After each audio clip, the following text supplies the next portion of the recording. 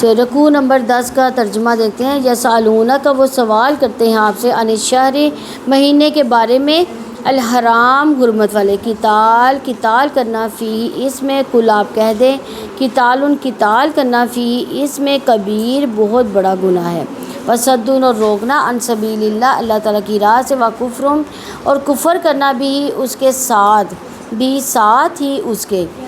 ساتھ اس کے والمسجد الحرام، اور مسجد حرام سے، و اخراج، اور نکالنا، اہلی ہی، اس کے رہنے والوں کو، منہ، اس سے، اکبر، بہت بڑا گناہ ہے، عند، نزدیک اللہ تعالیٰ کے، والفتنۃ، اور فتنہ، اکبر، زیادہ بڑا، من القتل، قتل سے، ولا یزالون، اور وہ ہمیشہ رہیں گے، یقاتلونکم، لڑتے رہیں گے تم سے، حتیٰ، یہاں تک کہ، یردوکم، وہ پھیر دیں تمہیں، عن دینکم، تمہارے دین سے، ان، اگر، استطاعوا، وہ استطاعت پائے، ومن، اور جو کوئی، یرتدد، پھر جائے گا، منکم، تم میں سے، عن دینی، اپنے دین سے، ویموت، پھر وہ مر جائے، ہوا، اس حال میں کہ وہ کافر ہو، فاولئک، تو یہی لوگ، حبطت، ضائع ہو گئے، اعمالہم، اعمال ان کے، فی دنیا میں، والآخرہ، اور آخرت میں، واولئک، اور یہی لوگ، اصحاب النار، آگ والے ہیں،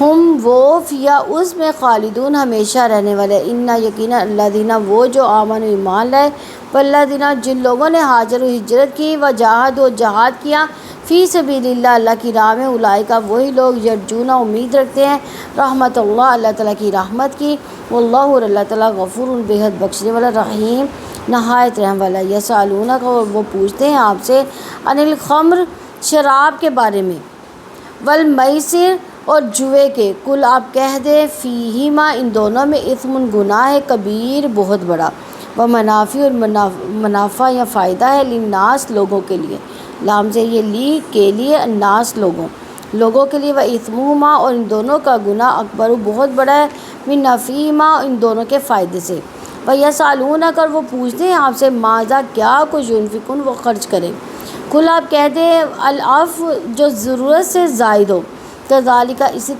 طرح، یبین، کھول کر بیان کرتا ہے، اللہ تعالیٰ، لکم، تمہارے لیے، الآیات، آیات، لعلکم، تاکہ تم، تتفکرون، غور و فکر کرو، فی دنیا میں، والآخرت، اور آخرت میں، ویسألونک، وہ سوال کرتے ہیں آپ سے، اور یا وہ، سوال کرتے ہیں کا آپ سے، عن الیتامی، یتیموں کے بارے میں، کل آپ کہہ دو، اصلاح، کچھ سنوارتے رہنا، لہم، ان کے لیے، خیر، بھلائی ہے، وَإِنْ، اور اگر، تخالطوہم، تم ساتھ ملا لو ان کو، فإخوانکم، تو بھائی ہیں تمہارے، واللہ، اور اللہ تعالیٰ، یعلم، خوب جانتا ہے، المفسد، بگاڑنے والوں کو، من المصلح، سنوارنے والے سے، ولو، اور اگر، شاء، چاہتا، اللہ تعالیٰ، لأعنتکم، ضرور وہ مشقت میں ڈال دیتا تمہیں، ضرور، آنتا، مشقت میں ڈال دیتا، تمہیں، ان، یقیناً، اللہ تعالیٰ، عزیز، سب پر غالب، حکیم، کمال حکمت والا ہے، ولا تنکحوا، اور نہ تم نکاح کرو، اور لا، نہ، تم نکاح کرو، المشرکات، مشرک عورتوں سے، حتیٰ، یہاں تک کہ، یؤمنن، وہ عورتیں ایمان لائیں، ولا امۃ، اور یقیناً لونڈی، مؤمنۃ، مومنہ، خیر، بہتر ہے، من مشرکۃ، ایک مشرک عورت سے، ولو، اور اگرچہ، اعجبتکم، وہ اچھی لگے تمہیں، ولا تنکحوا، اور نہ تم نکاح میں دو اپنی عورتوں کو، المشرکین، مشرک مردوں کے، حتیٰ، یہاں تک کہ، یؤمنوا، وہ ایمان لے آئے، ولا عبد، اور یقیناً غلام، مؤمن، مومن، خیر، بہتر ہے، من مشرک مرد سے، ولو، اور اگرچہ، اعجبکم، وہ اچھا لگے تمہیں، اولئک، وہی لوگ، یدعون، بلاتے ہیں، الی النار، آگ کی طرف، واللہ، اور اللہ تعالیٰ، یدعو، بلاتا ہے، الی الجنہ، جنت کی طرف، والمغفرہ، اور مغفرت کی طرف، باذنہ، اپنے حکم سے، ویبین، اور وہ کھول کر بیان کرتا ہے، آیاتی، اپنی آیات، للناس، لوگوں کے لیے، لعلہم، تاکہ وہ، یتذکرون، وہ نصیحت حاصل کریں۔ رکوع نمبر 11 کی تفسیر دیکھتے ہیں، آیت نمبر 217 ہے، یسألونک عن الشہر الحرام قتال فیہ قل قتال فیہ کبیر وصد عن سبیل اللہ وکفر بہ والمسجد الحرام واخراج اہلہ منہ اکبر عند اللہ والفتنۃ اکبر من القتل ولا یزالون یقاتلونکم حتی یردوکم عن دینکم ان استطاعوا ومن یرتد منکم عن دینہ فیمت وہو کافر فاولئک حبطت اعمالہم فی الدنیا والآخرہ واولئک اصحاب النار ہم فیہا خالدون۔ وہ آپ سے حرمت والے مہینے میں قتال کرنے کے بارے میں سوال کرتے ہیں، آپ کہتے ہیں اس میں قتال کرنا کبیرہ گناہ ہے، اللہ تعالیٰ کی راہ سے روکنا، اس کے ساتھ کفر کرنا، مسجد حرام سے روکنا، اس کے رہنے والوں کو وہاں سے نکالنا اللہ تعالیٰ کے نزدیک اس سے زیادہ بڑا گناہ ہے اور فتنہ قتل سے زیادہ بڑا ہے، اور وہ ہمیشہ تم سے لڑتے رہیں گے یہاں تک کہ اگر وہ استطاعت پائیں تو تمہیں تمہارے دین سے ہی پھیر دیں، اور تم میں سے جو اپنے دین سے پھر جائے پھر وہ مر جائے اس حال میں کہ وہ کافر ہو، تو یہی لوگ ہیں جن کے اعمال دنیا اور آخرت میں ضائع ہو گئے، اور یہی لوگ آگ والے ہیں اور اس میں ہمیشہ رہنے والے ہیں۔ تو یہ آیات جو ہے سیدنا عبداللہ بن حجش رضی اللہ عنہ کے بارے میں نازل ہوئی ہیں۔ نبی صلی اللہ علیہ وسلم نے 8 آدمیوں کا ایک قافلہ بطن نخلہ کی طرف بھیجا تھا، جو مکہ اور طائف کے درمیان ایک مقام تھا۔ ان کو ہدایت فرمائی گئی تھی کہ قریش کی نقل و حرکت اور ان کے آئندہ ارادوں کے بارے میں معلومات حاصل کریں۔ جنگ کی اجازت آپ صلی اللہ علیہ وسلم نے نہیں دی تھی، لیکن ان لوگوں کو راستے میں ایک چھوٹا سا تجارتی قافلہ ملا، اس پر انہوں نے حملہ کیا، ایک آدمی کو قتل کر دیا، باقی لوگوں کو ان کے مال سمیت مدینہ گرفتار کر کے لے آئی۔ تو یہ کارروائی ایسے وقت میں ہوئی جبکہ حرام مہینے کا آغاز ہو گیا ہوا تھا، یعنی رجب کا پہلا دن تھا، اور دستے کا خیال یہ تھا کہ جمادی اخری کا آخری دن ہے۔ عرب حرام مہینوں کا احترام کرتے تھے، اسلام نے بھی ان کا احترام برقرار رکھا تھا۔ جب یہ دستہ قافلے اور قیدیوں کو لے کر مدینے پہنچا تو نبی صلی اللہ علیہ وسلم کے سامنے مال غنیمت جب پیش کیا گیا تو آپ صلی اللہ علیہ وسلم نے فرمایا، میں نے تمہیں حرام مہینوں میں لڑنے کا حکم کب دیا تھا؟ قیدی کھڑے کر دیے گئے اور آپ صلی اللہ علیہ وسلم نے لینے سے انکار کر دیا۔ یہ لوگ گھبرا گئے، مسلمان بھائیوں نے برا بھلا کہا، قریش مکہ نے کہا محمد صلی اللہ علیہ وسلم کے ساتھیوں نے حرام مہینوں کی حرمت کو ختم کر دیا۔ یہودیوں نے گمراہ کن پروپیگنڈا کیا، اس میں آپ صلی اللہ علیہ وسلم اور آپ صلی اللہ علیہ وسلم کے ساتھیوں کے ایسے پیش کیا گیا جو عربوں کے تمام مقدسات کا انکار کرتے ہیں اور صدیوں کی روایات کو پامال کرتے رہے۔ اس موقع پر یہ آیت نازل ہوئی، معاملے کی سچائی کے ساتھ فیصلہ ہو گیا اور رسول اللہ صلی اللہ علیہ وسلم نے قیدی اور مال غنیمت کو قبول کر لیا، اور کیا کہا گیا؟ کل قتال فیہ کبیر، آپ کہتے ہیں اس میں قتال کرنا کبیرہ گناہ ہے، حرام مہینوں میں لڑنا کیسا ہے؟ سخت گناہ ہے۔ تو اللہ تعالیٰ نے یہ ثابت کیا کہ لوگوں نے اللہ تعالیٰ سے کفر کیا، لوگوں کو اللہ تعالیٰ کے راستے سے روکا، مسجد حرام کی حرمت کو توڑا، اس میں مسلمان کو اذیت دی گئی، پورے 13 سال اذیتیں دے کر مسلمان کو اللہ تعالیٰ کے دین سے روکتے رہے، اور پھر مسجد حرام کے باشندوں کو ان کے گھروں سے نکالا، انہوں نے حرم کی تقدس کا بھی کوئی خیال نہ رکھا اور اس کے احترام کے کسی اصول پر عمل نہ کیا۔ مسلمان تو ان لوگوں سے برسر پیکار ہے جو حرم مقدس کا بھی خیال کرتے، انہیں حرم و حرام مہینوں کا ایک پردہ بنا لیا، یہ حقیقی احترام نہیں ہے۔ وصد عن سبیل اللہ، وہ اللہ تعالیٰ کی راہ سے روکتے، یعنی مشرکوں کا اہل ایمان کو روکنا، جو بھی دین کے راستے پر چلنا چاہے اس کو دین سے ہٹا دینے کی کوششیں کرنا، کفر بے، اور حرمت والے شہر میں کفر کا ارتکاب کرنا، والمسجد الحرام، اور مسجد حرام کی حرمت کو پامال کرنا۔ اس میں مشرکوں نے 360 بت بنا کر رکھے ہوئے تھے۔ وَإِخْرَاجُ أَهْلِهِ مِنْهُ أَكْبَرُ عِنْدَ اللَّهِ، اور اس کے رہنے والوں کو وہاں سے نکالنا اللہ تعالیٰ کے نزدیک اس سے زیادہ بڑا گناہ ہے۔ کس سے زیادہ بڑا گناہ ہے؟ یعنی جو انہوں نے کہا نا کہ یہ حرمت والے مہینے میں انہوں نے قتال کیا، تو اللہ تعالیٰ کہتے ہیں کہ تم لوگوں نے بھی تو مکہ کی جو حرمت تھی اس کو پامال کیا تھا، مکہ کی حرمت کا احترام نہیں کیا اور مسلمانوں کو طرح طرح سے اذیتیں دی اور وہاں سے نکال دیا ان کو۔ تو وہ لوگ جو اللہ تعالیٰ کی توحید پر چلنے والے، اس کی طرف بلانے والے تھے، نبی صلی اللہ علیہ وسلم اور صحابہ کرام رضوان اللہ جو مشرکوں سے زیادہ مسجد حرام پر حق رکھتے تھے، انہیں وہاں سے نکالا، اس گھر تک نہ پہنچنے دینا اللہ تعالیٰ کے نزدیک زیادہ بڑا جرم ہے۔ ان تمام برائیوں میں سے ہر ایک کی برائی کی قباحت حرام مہینوں میں قتل کی قباحت سے بڑھ کر ہے۔ تب ان کا کیا حال ہے جس کے اندر یہ تمام ہی برائیاں جمع ہو جائیں۔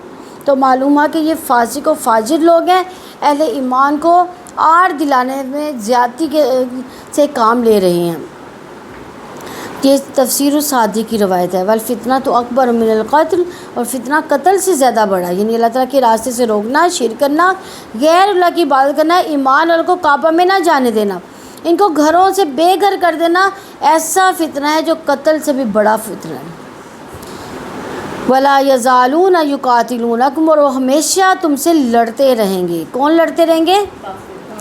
اسلام کے دشمن لوگ مسلمانوں کے خلاف کئی طرح کی جنگ کرتے رہیں گے، کسی قسم کے ہتھیار استعمال کرتے ہی رہیں گے، کئی طرح کے ہتھیار، لیکن ان کا مقصد ایک ہی ہوگا، کسی طرح انہیں ان کے دین سے پھیر دے۔ اور آج بھی دیکھیں یہی کوششیں جاری ہیں کہ کسی طرح سے مسلمانوں کو ان کے اسلام سے پھیر دیا جائے، اور اس کے لیے پراپوگنڈے جو ہے وہ مختلف ہو گئے ہیں۔ پہلے پراپوگنڈے سامنے تھے، اب جو ہے چھپ کے وار چلائے جاتے ہیں، اور کیسے کیسے وار ہے مسلمانوں کو بھی نہیں پتہ چلتا، اور مسلمانوں کو یہ خبر دی جا رہی ہے کہ ان سازشوں میں ثابت قدم رہیں، حتیٰ یردوکم عن دینکم ان استطاعوا، یہاں تک کہ اگر وہ استطاعت پائے تو تمہیں تمہارے دین ہی سے پھیر دیں۔ ان کا اصل مقصد ایمان والوں کو قتل کرنا، مال لوٹنا نہیں، بلکہ انہیں کفر کی طرف لوٹانا ہے۔ اس وجہ سے وہ دین سے پھیرنے کے لیے پوری قوت استعمال کریں۔ تم کفار کا عام طور پر یہی رویہ ہے، وہ دوسرے لوگوں سے ہمیشہ برسرے پیکار رہیں گے جب تک کہ ان کو اپنے دین سے پھیر نہ دیں۔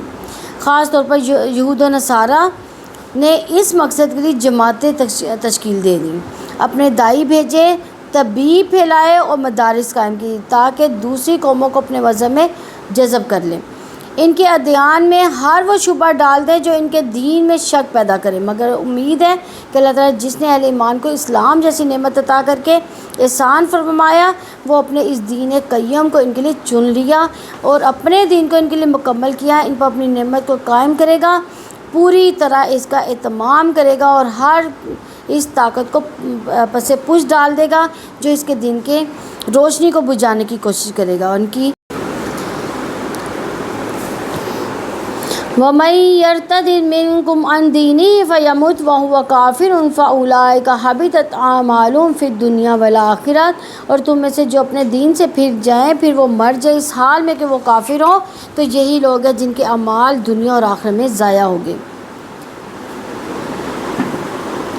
یعنی مرتد ہونے کے بعد اگر کوئی توبہ نہ کرے تو پھر اس کی سزا کیا ہوگی؟ قتل۔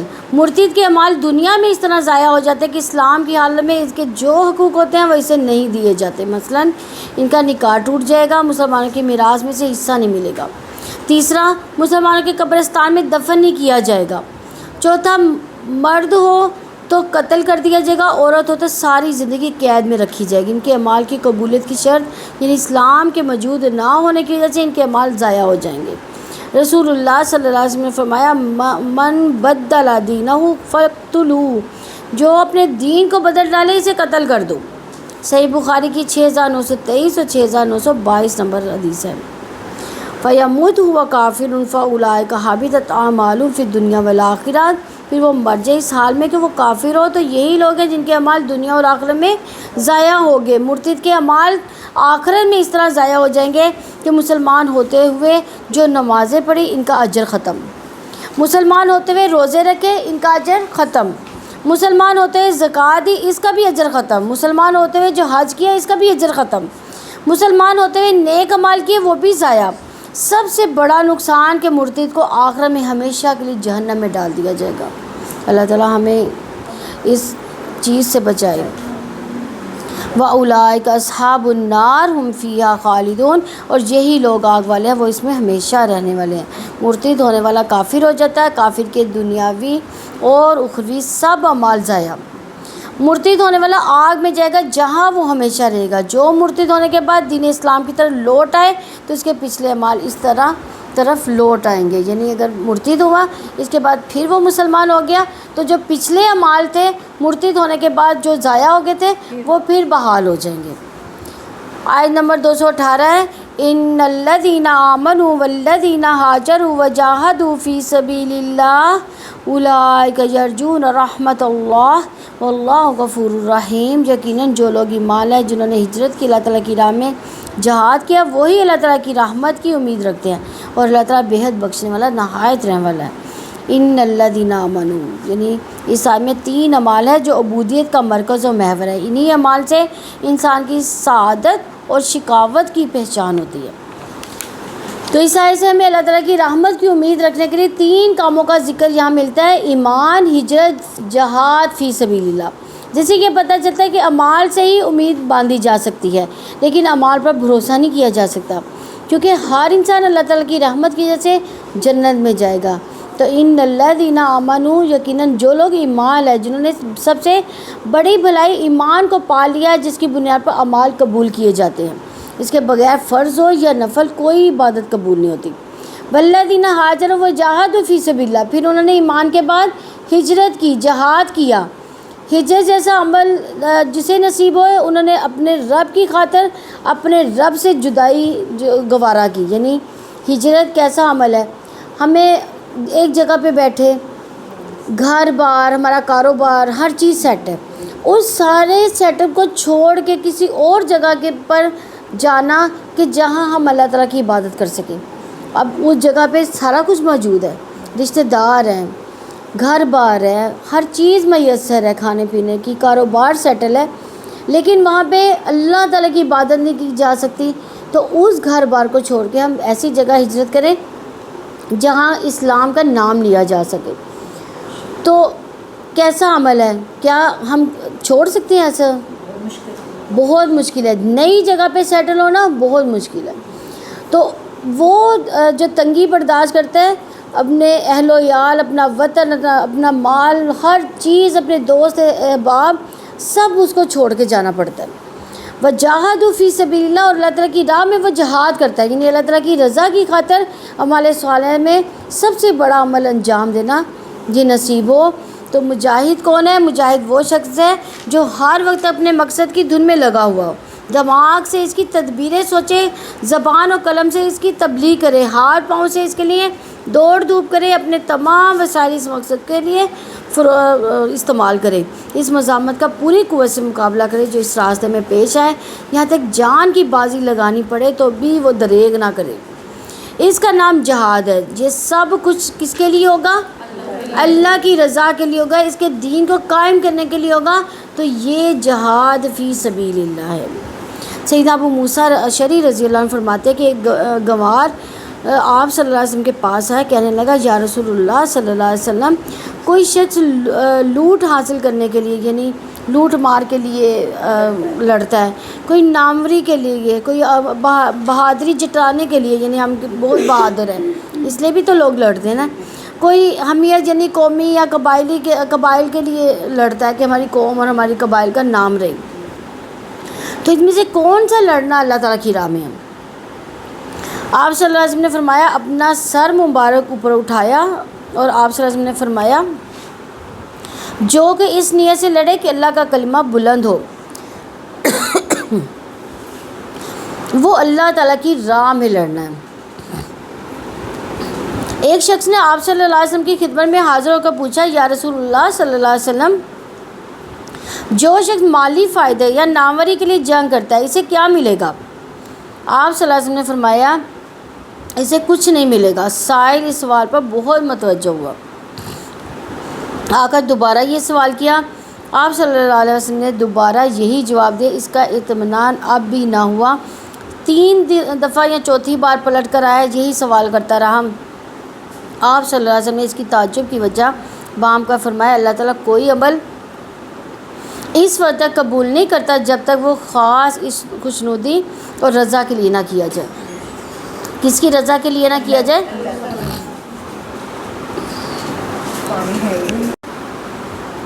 اچھا، جہاد اعمال صالحہ میں سے سب سے بڑا عمل ہے. اس کی جزا ہر عمل کی جزا سے افضل ہے. جہاد دائرہ اسلام کی توسیع، مسلمانوں کی جان و مال اور امن کا سب سے بڑا ذریعہ۔ اسلام مسلمانوں کے دور میں تجویز کرتا ہے یا تو وہ باطل سے معرکہ آ رہا ہو یا اس زمین کو چھوڑ دیں جو ان کے لیے فتنے کا باعث ہو۔ گویا مسلمان ضمیر کا آزاد پیدا کیا گیا، وہ غلامی اور بزدلی کو قطعاً برداشت نہیں کرتا۔ وہ اپنے آرام و آسائش کو ترک کر سکتا ہے مگر حق سے کنارہ کشی علیحدگی اس کے لیے سخت مشکل ہے۔ یا تو وہ جہاد کرے گا یا پھر کیا کرے گا، جہاں پہ عمل کے لیے جگہ نہیں ہے وہاں سے وہ ہجرت کرے گا۔ اولئک یرجون رحمت اللہ، وہی اللہ تعالیٰ کی رحمت کی امید رکھتے ہیں جو ایمان، ہجرت، جہاد جیسے اعمال کو سختیوں کے باوجود بجا لاتا ہے، وہی اللہ تعالیٰ کی رحمت کی بھی امیدوار ہے۔ آیت میں اشارہ ہے کہ مومن خواہ کتنے ہی بڑے بڑے اعمال کر لے تب بھی اس کے لیے مناسب نہیں کہ وہ ان اعمال پر بھروسہ کرے، بلکہ وہ اپنے رب کی رحمت کی امید رکھے کہ اللہ تعالیٰ اس کے اعمال قبول فرمائیں گے، اس کے گناہ بخش دیں گے، اس کے عیوب کی پردہ پوشی کریں گے۔ یہ آیت دلیل ہے کہ سعادت کے اسباب کو عمل میں لا کر ہی رحمت کی امید کی جا سکتی ہے۔ وہ امید جس سے پہلے اسباب کو عمل میں نہ لایا گیا تو وہ فریب ہے۔ ایسی امید کم عقلی پر دلالت کرتی ہے۔ اس کی مثال اس شخص کی ہے جو بیج بوئے بغیر ہی فصل کی امید رکھتا ہو۔ جو ان تینوں اعمال کو مشقتوں کے باوجود بجا لاتا ہے وہ دیگر اعمال صالحہ کی تکمیل پر قادر ہے۔ یہی لوگ اللہ تعالیٰ کی رحمت کے حقدار ہیں کیونکہ انہوں نے اللہ تعالیٰ کی جناح میں ایسا سبب پیش کیا جو اس کی رحمت کا موجب ہے۔ واللہ غفور الرحیم، اور اللہ تعالیٰ بےحد بخشنے والا نہایت رحم والا ہے۔ اللہ تعالیٰ نے ایمان لانے والوں کو اپنی وسیع مغفرت اور بے پایا رحمت کا شعور اس لیے دلایا تاکہ وہ ہجرت اور جہاد جیسے اعمال کرے، اللہ تعالیٰ کی رحمت کے امیدوار بن جائے۔ یہ آیت دراصل مجاہدین کے اسی دستہ کے متعلق ہے جنہیں نخلا کی طرف بھیجا گیا تھا۔ مجاہدین کو یہ تردد تھا کہ آیا جہاد کا ثواب بھی ملے گا یا نہیں ملے گا، کیونکہ اس میں دو غلطیاں تھیں۔ ایک کون سی غلطی تھی کہ اللہ تعالیٰ کے نبی صلی اللہ علیہ وسلم کی اجازت کے بغیر انہوں نے جہاد کیا تھا۔ نبی صلی اللہ علیہ وسلم نے کیا حکم دیا تھا کہ آپ نے نظر رکھنی ہے ان کے اوپر، ان کی نقل و حرکت پہ نظر رکھنی ہے، جہاد کا حکم نہیں ان کو دیا تھا۔ دوسرا کہ وہ یکم رجب کو لڑائی انہوں نے کی، یعنی ان کو علم نہیں تھا کہ آج یکم رجب ہے، انہوں نے کہا کہ یہ پچھلے مہینے کی آخری تاریخ ہے۔ تو اس کا اللہ تعالیٰ فرمایا انہیں اللہ تعالیٰ کی رحمت کی امیدوار ہونا چاہیے کیونکہ اللہ تعالیٰ غلطیوں کو معاف کرنے والا مہربان ہے، کیونکہ ان کی نیت اچھی تھی، اللہ تعالیٰ نے ان کی غلطی کو معاف کر دیا۔ آیت نمبر 219 ہے یسألونک عن الخمر والمیسر قل فیہما اثم کبیر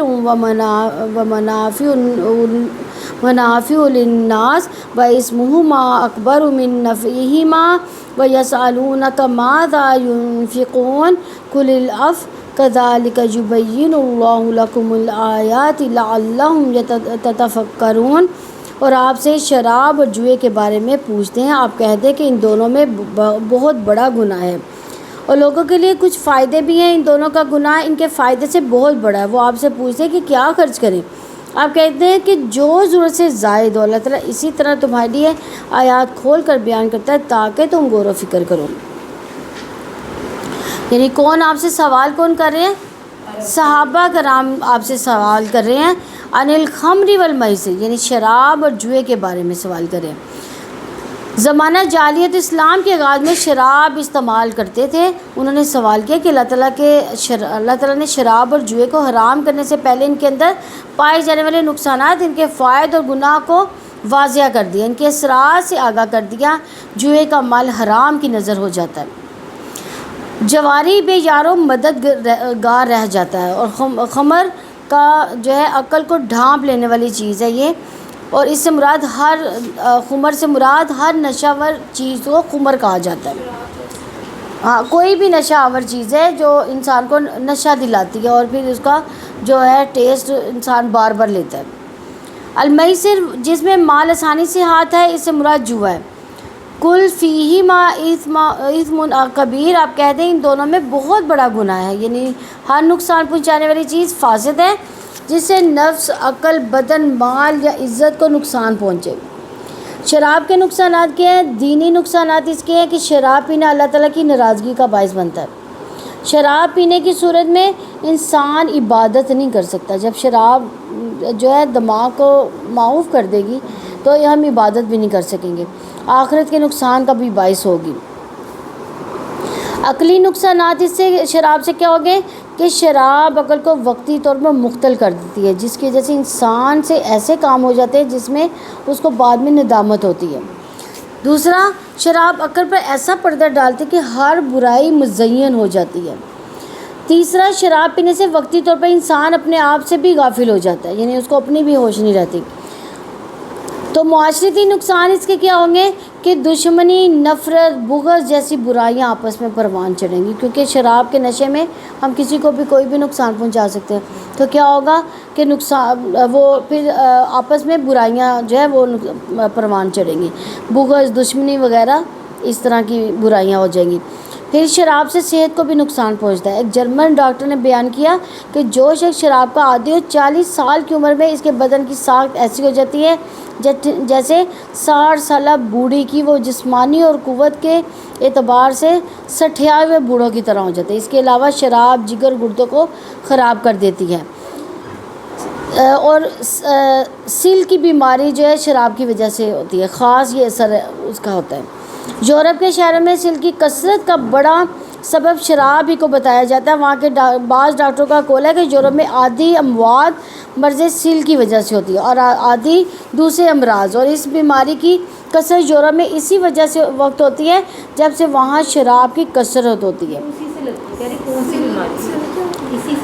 یہ کوئی جسمانی بیماری ہے. یہ اتباع اور ڈاکٹروں کا اتفاق ہے شراب نہ جزوی بدن بنتی ہے اور نہ اس سے خون بنتا ہے، جس کی وجہ سے بدن میں طاقت آتی، بلکہ اس کا فعل صرف یہ ہوتا ہے کہ خون میں ہیجان پیدا کرتی ہے اور جس سے وقتی طور پر قوت کی زیادتی محسوس ہوتی ہے. یعنی وہ ہیجان جب خون میں پیدا ہوتا ہے، خون کی گردش جب تیز ہوتی ہے تو ایسے لگتا ہے کہ جسم چست ہو گیا، اور یہی خون کا دفعتاً ہیجان بعض کا اچانک موت کا بھی سبب بن جاتی ہے، جس کو ڈاکٹر ہارٹ اٹیک ہونے سے تعبیر دیتے ہیں. شراب سے شریانیں یعنی رگیں جس کے ذریعے سارے بدن میں خون پہنچتا ہے سخت ہو جاتی ہیں، جس سے بڑھاپا جلدی آ جاتا ہے. آپ یہ دیکھیں کہ باہر کے ملک والے لوگ جو ہے ان کی جلد بوڑھوں کی طرح ڈھیلی ڈھیلی ہوتی ہے، لٹکی ہوئی. شراب کا سے انسان کے حلق اور تنفس کو بھی خراب کر جاتا ہے، جس کی وجہ سے آواز بھاری ہو جاتی ہے. یعنی جو حلق ہے اور تنفس یعنی جو سانس کی بیماری اور ساتھ میں حلق کی بیماری ان میں زیادہ ہو جاتی ہیں، اور جس کی وجہ سے کیا ہوتا ہے آواز بھاری ہو جاتی ہے، کھانسی دائمی ہو جاتی ہے. وہی آخر کار جو ہے سل تک نوبت پہنچا دیتی ہے. شراب کا اثر نسل پر بھی پڑتا ہے اور شرابی کی اولاد کمزور رہتی ہے، اور بعض کا اس کا نتیجہ قطع نسل تک پہنچ جاتا ہے، یعنی نسل جو ہے وہ ختم ہو جاتی ہے. جرمنی کے ایک ڈاکٹر کا مقولہ ضرب المثل کی طرح مشہور ہے کہ اس نے کہا کہ اگر آدھے شراب خانے بند کر دیے جائیں تو میں اس کی ضمانت دیتا ہوں کہ آدھے شفا خانے اور آدھے جیل خانے بے ضرورت ہو کر بند ہو جائیں گے، یعنی ان کی ضرورت ہی نہیں پڑے گی. مالی نقصانات: کسی بستی میں اگر ایک شراب خانہ کھل جاتا ہے تو وہ پوری بستی کی دولت کو سمیٹ لیتا ہے. اس کی جو قسمیں بے شمار ہیں اور بعض اقسام تو بے حد گرا ہے. بعض اعداد و شمار لکھنے والوں نے صرف ایک شہر میں شراب کا مجموعی خرچہ پوری مملکت فرانس کے مجموعی خرچے کے برابر بتلایا ہے. شراب کا مفسدہ یہ بھی ہے کہ وہ ایک انسان کو ایک کھلونا بنا دیتی ہے جس کو دیکھ کر بچے بھی ہنستے ہیں، کیونکہ اس کا کلام، اس کی حرکات سب غیر متوازن ہو جاتی ہیں. اور شراب کا ایک عظیم تر مفسدہ یہ ہے کہ وہ ام الخبائث ہے، یعنی خباثتوں کی ماں ہے. یہ انسان کو تمام برے سے برے جرائم پر آمادہ کر دیتی ہے. زنا اور قتل اکثر اس کے نتائج ہوتے ہیں، اور یہی وجہ کہ عام شراب خانے زنا اور قتل کے اڈے ہوتے ہیں. جیسے میں نے آپ کو ایک وہ کہاوت بتائی تھی، ایک عورت نے ایک مولوی کو اپنے پاس بلایا، وہ زانیہ تھی. اس نے کہا کہ یہاں تو تم اس بچے کو قتل کر دو، یا میرے ساتھ زنا کر لو یا شراب پی لو. اس نے کہا نہ تو میں قتل کر سکتا ہوں، نہ میں اس بچے کو قتل کر سکتا ہوں، نہ میں زنا کر سکتا ہوں، تو میں شراب، یہ آسان کام ہے، یہ پی لیتا ہوں. اسے شراب پی، اس نے اس کے ساتھ زنا بھی کیا اور قتل بھی کر دیا. یعنی دیکھیں شراب جو ہے نا تمام برائیوں کی جو ہے نا وہ سب بڑی یعنی بیماری ہے یہ. تو جو انسان کی تباہی اور بربادی کا سبب بن جاتی ہے۔ جوئے کی وجہ سے شیطان انسان کے دل و دماغ پر چھایا رہتا ہے۔ جوئے سے ہاتھ آنے والے مال کی وجہ سے انسان بہت سی برائیوں میں غرق ہو جاتا ہے۔ جوئے کا مال حرام کی نظر ہو جاتا ہے۔ جواری بے یار و مددگار رہ جاتا ہے۔ شراب اور جوئے کے جو فوائد ہیں، شراب سے بدن میں چستی آتی ہے، بعض ذہنوں میں تیزی آ جاتی ہے، جنسی قوت میں اضافہ ہوتا ہے، اس کی خرید و فروخت میں کافی نفع ہوتا ہے، جو اسے جیتنے کی صورت میں انسان کو کچھ مال مل جاتا ہے۔ یہ اس کے قلیل فائدے ہیں لیکن بہت بڑے نقصانات ہیں اس کے۔ وَإِثْمُهُمَا أَكْبَرُ مِن نَفْعِهِمَا، تو اسی لیے اللہ تعالیٰ نے فرمایا کہ ان دونوں کا گناہ اس کے فائدے سے بہت بڑا ہے۔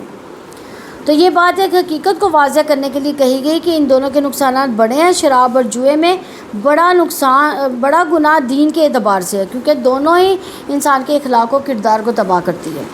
شراب اور جوئے سے انسان کی عقل، اس کے دین کو جو نقصان پہنچتا ہے، اس اعتبار سے اس کا گناہ اس کے نفع سے بڑا ہے۔ علامہ طنطاوی رحمہ اللہ نے اپنی کتاب الجواہر میں اس سلسلے کی چند اہم معلومات لکھی ہیں۔ ان میں بعض یہاں نقل کی جاتی ہے۔ ایک فرانسیسی محقق حضری اپنی کتاب خواطر ثانویہ فی الاسلام میں لکھتے ہیں، بہت زیادہ مہلک ہتھیار جسے اہل مشرق کی بھی کنی کی گئی ہے، اور وہ 2 دھاری تلوار جسے مسلمان کو قتل کیا گیا۔ یہ شراب تھی۔ آپ دیکھیں جتنے بھی یہ جو ہے پہلے بادشاہ تھے ان کو کیسے ختم کیا گیا، ایک شراب ایک شباب، یہ 2 چیزوں سے ان کو ختم کیا گیا، ورنہ سارے مغل بادشاہوں کو یہی اسی طرح قتل کیا۔ اسی طرح یہ اسلامی ریاست جو ہے وہ ختم کی گئی ہے۔ تو آج بھی آپ دیکھیں کہ ہم مسلمان ہوتے ہوئے بھی کئی مسلمان جو ہیں یہ اس لعنت میں مبتلا ہیں۔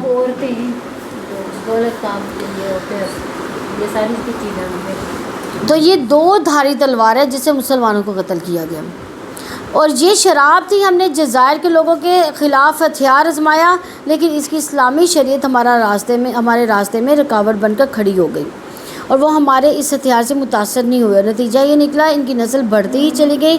یہ لوگ اگر ہمارے اس تحفے کو قبول کر لیتے، جس طرح ان کے ایک منافق قبیلے نے اس کو قبول کر لیا، تو یہ بھی ہمارے سامنے ذلیل و خوار ہو جاتے۔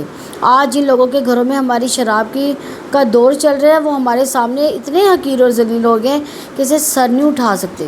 ایک انگریز قانون دان لکھتے ہیں کہ اسلامی شریعت کی بے شمار خوبیوں میں سے ایک خوبی یہ بھی ہے کہ اس میں شراب حرام ہے۔ ہم نے دیکھا کہ جب افریقہ کے لوگوں نے اسے استعمال کرنا شروع کیا تو ان کی نسلوں میں پاگل پن سرایت کرنے لگ گیا۔ یورپ کے جن لوگوں کو اس کا چسکا لگ گیا، ان کی بھی عقلوں میں تغیر آنے لگا، لہٰذا افریقہ کے لوگوں کے لیے بھی اس کی ممانعت ہونی چاہیے، اور یورپین لوگوں کو بھی اس پر شدید سزائیں دینی چاہیے۔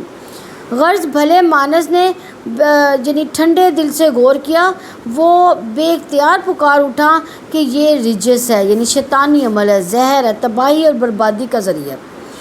تو اس ام الخبائث سے باز آ جاؤ، فہل انتم منتہون۔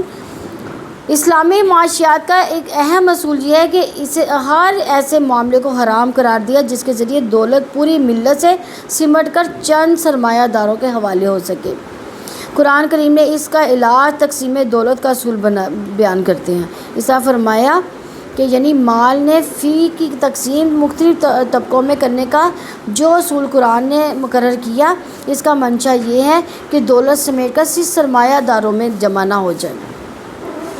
صحیح مسلم میں بریدہ رضی اللہ عنہ روایت کرتے ہیں کہ رسول اللہ صلی اللہ علیہ وسلم نے فرمایا، جو شخص نرد اور شیزہ چوسر کھیلتا ہے، چوسر کس کو کہتے ہیں؟ لوڈو کو کہتے ہیں چوسر۔ جو چوسر کھیلتا ہے وہ گویا خنزیر کے گوشت اور خون میں اپنے ہاتھ سے رنگتا ہے۔ سیدنا علی کرم وجہ اللہ نے فرمایا کہ شطرنج میسر یعنی جوئے میں داخل ہے۔ لوگ آج کل کہتے ہیں کہ نمبرز والی۔ سیدنا عبداللہ بن عمر رضی اللہ عنہ نے فرمایا، شطرنج تو نرد شر سے بھی زیادہ بری ہے۔ اس آیت سے یہ بھی پتہ چلتا ہے کہ ہر بری چیز میں بھی کچھ فائد ہوتے ہیں، لیکن انسان کو محض کسی چیز کے چند فائدے نہیں دیکھنے چاہیے بلکہ نفع نقصان میں موازنہ کر کے دیکھنا چاہیے کہ خاص طور پہ دین، ایمان اور اخلاق کا فائدہ کہاں ہے اور نقصان کہاں ہے۔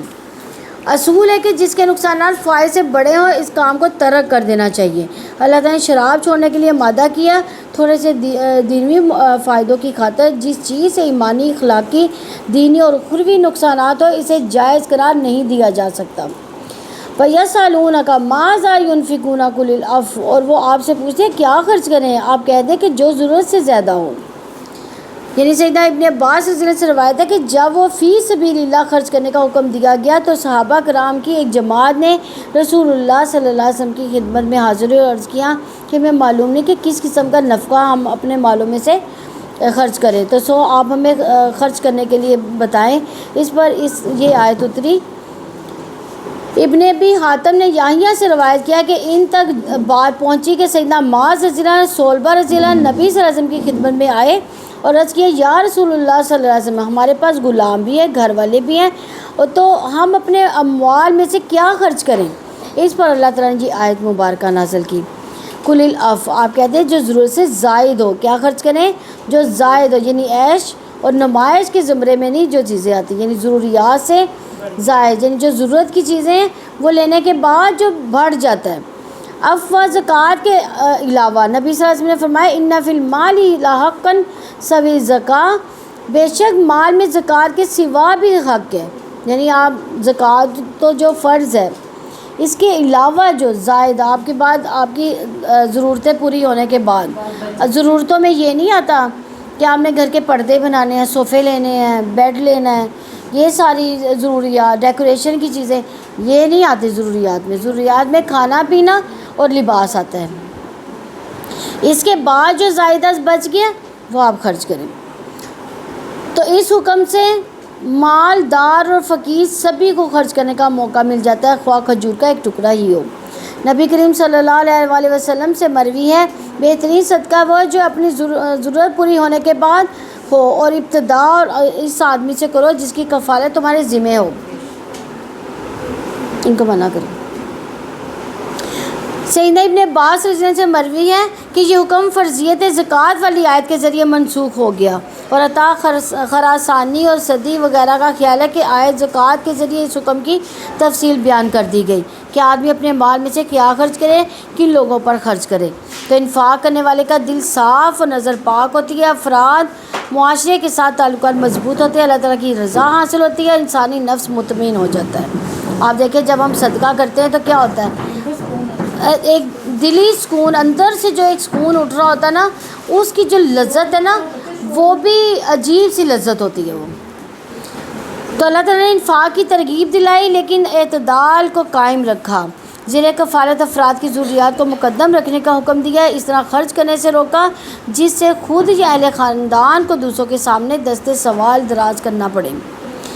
کذالک یبین اللہ لکم الآیات، اللہ تعالیٰ اسی طرح تمہاری آیات کھول کر بیان کرتا ہے۔ اللہ تعالیٰ نے اپنے اوامر اور نواہی کھول کر بیان کر دیے، یعنی یہ آیات حق اور باطل کے درمیان فرق کرتی ہے، لعلکم تتقون، تاکہ تم غور و فکر کرو، تاکہ تم شریعت کے احکامات کو جاننے کے لیے غور و فکر کرو۔ وہ اپنے احکام لوگوں پر واضح کرتا ہے تاکہ وہ نصیحت حاصل کریں۔ اللہ تعالیٰ اپنے تمام احکامات وعدے اور وعیدیں کھول کھول کر بیان کر فرماتا ہے تاکہ لوگ دنیاوی زوال، اخروی بقا میں غور و فکر کرتے۔ اس آیت میں غور و فکر کرنے والا جان لیتا ہے کہ دنیا دکھوں کا گھر ہے، آخرت عیش و عشرت کا۔ جس کو دل سے یقین ہو جائے وہ دنیا کو آخرت کے مقابلے میں کبھی ترجیح نہیں دیتا۔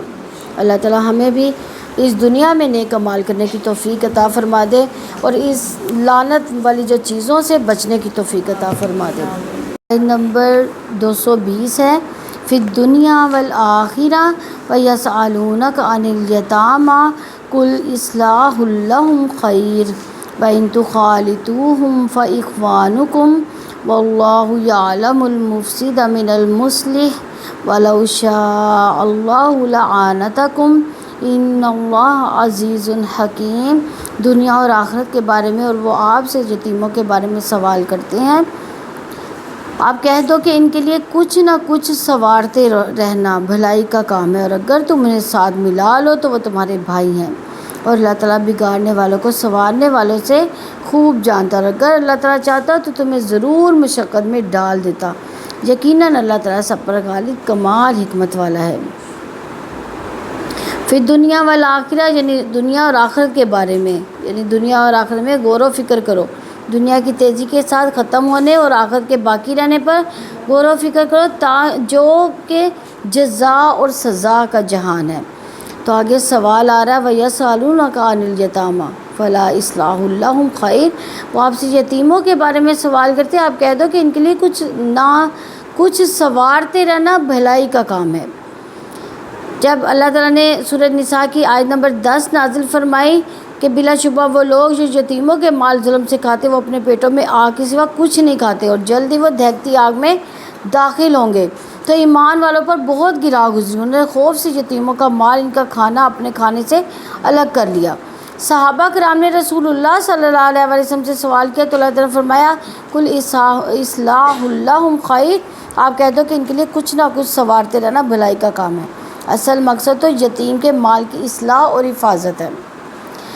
وَإِن تُخَالِطُوهُمْ فَإِخْوَانُكُمْ، اور اگر تم انہیں ساتھ ملا لو تو وہ تمہارے بھائی ہیں، یعنی اگر یتیم کا مال دوسرے مال میں اس طرح ملایا جائے کہ یتیم کے مال کو نقصان نہ پہنچے تو جائز ہے، جیسے بھائی مل جل کر رہتے ہیں۔ اصل معاملہ نیت اور عمل کا ہے۔ واللہ یعلم المفسد من المصلح، اور اللہ تعالیٰ بگاڑنے والوں کو سنوارنے والے سے خوب جانتا ہے۔ اللہ تعالیٰ کو خوب معلوم ہے کس کی نیت اصلاح کی ہے، کس کی نیت فساد کی ہے۔ اللہ تعالیٰ نے سمجھا کہ یتیموں کے ساتھ اسے سلوک کرتے ہوئے جو اللہ تعالیٰ کی پکڑ کا ڈر آپ کے دل میں ہے، وہ دل اللہ تعالیٰ کے سامنے کھلے ہوئے ہیں۔ اگر دل کے اندر بگاڑ ہے تو وہ اس سے بھی جانتا ہے، اگر دل پاک ہے تو اللہ تعالیٰ وہ بھی چھپے ہوئے نہیں، لہٰذا آپ یتیموں سے حسن سلوک جاری رکھیں۔ وَلَوْ شَاءَ اللَّهُ لَأَعْنَتَكُمْ، اور اگر اللہ تعالیٰ چاہتا تمہیں ضرور مشقت میں ڈال دیتا، یعنی اگر اللہ تعالیٰ چاہتا تو یتیم کے معاملے میں تمہیں مشقت میں ڈال دیتا اور تم گناہ گار بن جاتے۔ اللہ تعالیٰ اصلاح اور بہتری کی غرض سے بھی ان کے مال اپنے مال میں ملانے کی اجازت نہ دیتے تو تم مشقت میں پڑ جاتے۔ ان اللہ عزیز حکیم، یقیناً اللہ تعالیٰ سب پر غالب کمال حکمت والا ہے، یعنی اللہ تعالیٰ کمال درجے کا غلبہ رکھتا ہے، لیکن وہ حکیم ہے، وہی فعل انجام دیتا ہے جس کا تقاضا اس کی حکمت کرتی ہے۔ اللہ تعالیٰ کے احکامات، اس کے افعال اس کی حکمت کے تابع ہوتے ہیں، وہ اسی چیز کا حکم دیتا ہے جس میں فائدہ غالب ہو، اسی سے روکتا ہے جس کا نقصان غالب ہو۔ یتیموں کے متعلق اسلام کا جو حکم ہے، جس طرز عمل میں اس کے لیے بھلائی ہو وہی اختیار کرنا بہتر ہے، یہ پہلا حکم۔ دوسرا، اگر اپنا اور یتیموں کا خرچ اور رہنا سہنا مشترک رکھیں تو اس میں بھی کوئی مذائقہ نہیں۔ تو اللہ تعالیٰ نے اپنی صفات العزیز غالب سے یتیموں کے ساتھ بھلائی کرنے کی ترغیب دلائی ہے کہ اگر تم یتیموں پر آج غلبہ رکھتے ہو تو تمہارے اوپر اللہ تعالیٰ غالب ہے۔ اللہ تعالیٰ نے اپنی صفت حکیم سے بھلائی کرنے کی ترغیب دلائی کہ اللہ تعالیٰ کے ہر حکم میں حکمت ہے۔ یقیناً یتیموں کے ساتھ بھلائی میں ان کے لیے تو فائدے ہیں، لیکن بھلائی کرنے والے کے لیے آخرت کے اجر کے ساتھ ساتھ دنیا میں بھی اللہ تعالیٰ کی طرف سے بھلائیاں ہیں۔ اللہ تعالیٰ نے اپنی صفت علیم کا شعور دلا کر بھلائی کی ترغیب دلائی کہ اللہ تعالیٰ اصلاح کرنے والے کو بھی جانتا ہے، فساد کرنے والے کو بھی خوب جانتا ہے۔ آیت نمبر 221 ہے وَلَا تَنكِحُوا الْمُشْرِكَاتِ حَتَّى يُؤْمِنَّ وَلَا أَمَةٌ مُؤْمِنَةٌ خَيْرٌ مِّن مُّشْرِكَةٍ وَلَوْ أَعْجَبَتْكُمْ وَلَا تُنكِحُوا الْمُشْرِكِينَ حَتَّى يُؤْمِنُوا وَلَعَبْدٌ مُّؤْمِنٌ خَيْرٌ مِّن مُّشْرِكٍ وَلَوْ أَعْجَبَكُمْ أُولَٰئِكَ يَدْعُونَ إِلَى النَّارِ وَاللَّهُ يَدْعُو إِلَى الْجَنَّةِ وَالْمَغْفِرَةِ بِإِذْنِهِ وَيُبَيِّنُ آيَاتِهِ لِلنَّاسِ لَعَلَّهُمْ يَتَذَكَّرُونَ، اور تم مشرک عورتوں سے نکاح نہ کرو جب تک کہ وہ ایمان نہ لائے، اور مومن لونڈی ایک مشرک عورت سے بہتر ہے، اگرچہ مشرکہ تمہیں اچھی لگے، اور نہ ہی اپنی عورتوں کو مشرک مردوں کے نکاح میں دو یہاں تک کہ وہ ایمان لے آئے، اور مومن غلام مشرک مرد سے بہتر ہے، اگرچہ مشرک تمہیں اچھا لگے۔ وہ لوگ آگ کی طرف بلاتے ہیں، اللہ تعالیٰ اپنے حکم سے جنت و مغفرت کی طرف بلاتا ہے، اور وہ لوگوں کے لیے اپنی آیات کھول کر بیان کرتا ہے تاکہ وہ نصیحت حاصل کریں۔ تو جو مشرکہ عورتیں اپنے شرک پر قائم ہو، ان سے نکاح نہ کرے۔ یہاں پہ یہ حکم دیا گیا ہے، یہاں تک کہ وہ ایمان لے آئیں، یعنی مشرکوں اور بت پرستوں سے وہ رشتہ حرام ہے۔ اس حکم سے اہل کتاب کی عورتیں مستثنیٰ ہے۔ اس کی دلیل رب العزت کا یہ فرمان ہے، فالمحصنات من الذین اوتوا الکتاب من قبلکم، ان لوگوں میں سے پاک دامن عورتیں جو تم سے پہلے کتاب دیے گئے۔ سورہ مائدہ کی 5 نمبر آیت ہے۔ تو حدیث سے بھی نکاح کی اجازت ثابت ہے۔ سیدنا جابر رضی اللہ عنہ فرماتے ہیں، اللہ تعالیٰ کے رسول صلی اللہ علیہ وسلم نے فرمایا، ہم اہل کتاب کی عورتوں سے نکاح کر سکتے ہیں لیکن وہ ہماری عورتوں سے نکاح نہیں کر سکتے، یعنی ان کی عورتیں ہم اپنے گھر لا سکتے ہیں لیکن ہم اپنی عورتیں نہیں دے سکتے۔ مشرکوں سے نکاح حرام ہے کیونکہ مشرکوں کے ساتھ رہنا سہنا ان کی صحبت دنیا کی محبت پیدا کرتی ہے۔ مشرکوں کی محبت جو صحبت ہے حرص پیدا کرتی ہے، اور مشرکوں کی صحبت دنیا اور آخرت پر ترجیح دینا سکھاتی ہے، کیونکہ مشرک جو ہے وہ کیا کہتے ہیں کہ یہ دنیا میں کھاؤ پیو عیش اڑاؤ اور یہی زندگی ہے، اس کے بعد کچھ نہیں ہے۔ وَلَأَمَةٌ مُؤْمِنَةٌ خَيْرٌ مِّن مُّشْرِكَةٍ وَلَوْ أَعْجَبَتْكُمْ، اور مومن لونڈی ایک مشرک عورت سے بہتر ہے اگرچہ مشرکہ تمہیں اچھی لگے۔ تو اللہ رب العزت نے وضاحت فرمائی کہ مومنہ عورت بدصورت بھی ہو، حسین مشرکہ عورت سے بہتر ہے۔ یہ حکم تمام مشرکہ عورتوں کے بارے میں عام ہے۔ آیت کا یہ ٹکڑا سیدنا عبداللہ بن رواحہ رضی اللہ عنہ کے بارے میں اترا۔ ان کے پاس ایک سیاہ لونڈی تھی، ایک دن اس پر ناراض ہوئے، اسے تماچا مارا، پھر گھبرا کر رسول اللہ صلی اللہ علیہ وسلم کی خدمت میں حاضر ہو گئے۔ دیکھیں کیسے لوگ تھے وہ، کہ لونڈی کے منہ پہ تھپڑ مارا ہے تو کتنا ان کے دل میں ڈر تھا، فوراً ہی نبی صلی اللہ علیہ وسلم کے پاس حاضر ہو گئے۔ بولے آج مجھ سے قصور ہو گیا۔ پوچھا لونڈی کیسی ہے؟ بولے موحد ہے، نماز روزے کی پابند ہے، اچھی طرح وضو کرتی ہے۔ فرمایا ابو عبداللہ یہ تو ایمان والی ہے۔ بولے اللہ کی قسم میں اسے آزاد کر کے اسے نکاح کر لوں گا۔ چانچہ انہوں نے ایسے ہی کیا۔ اس وقت کچھ مسلمانوں نے اعتراض کیا کہ انہوں نے اپنی لونڈی سے نکاح کر لیا۔ مسلمان چاہتے تھے کہ ان کا نکاح مشرکوں میں کرا دیں اور اپنی بیٹیاں بھی دے تاکہ شرف جو نسب ہے وہ قائم رہے۔ اس پر یہ آیت اتری۔ سیدنا عبداللہ بن عمر رضی اللہ عنہ سے روایت ہے کہ رسول اللہ صلی اللہ علیہ وسلم نے ارشاد فرمایا، دنیا متاع یعنی سامان ہے، اور دنیا کے بہترین مال و متاع نیک عورت ہے، نیک بیوی۔ مسلم کی 3649 نمبر حدیث ہے۔ وَلَا تُنكِحُوا الْمُشْرِكِينَ حَتَّىٰ يُؤْمِنُوا، اور نہ ہی اپنی عورتوں کو مشرک مردوں کے نکاح میں دو یہاں تک کہ وہ ایمان لے آئیں۔ یہ حکم عام ہے، مسلمان عورتوں کے نکاح مشرکوں سے نہ کر سکیں۔